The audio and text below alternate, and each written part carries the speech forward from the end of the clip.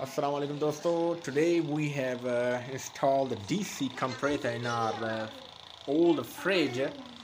Its old compressor was not working, so that's why we have changed this compressor from AC to DC, and it's working on direct compressor and battery. You can have a look.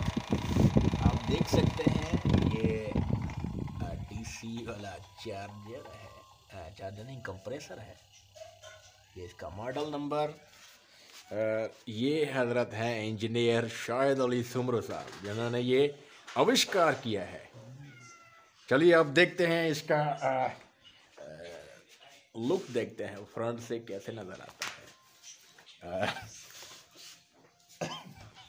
और अभी देखेंगे कि क्या ये ठंडा हुआ है या नहीं।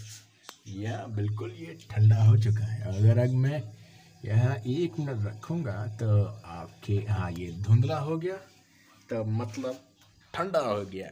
चलिए निचले हिस्से में देखते हैं। अगर हमारा कैमरा बत्ती जला सके, लेकिन अभी बत्ती के बिना हमने ऑन किया है, तो ये रही हल्की फुल्की बर्फ़ जम गई है। मतलब यह बर्फ़ जमने का काम हो जाएगा। ये आविष्कार है।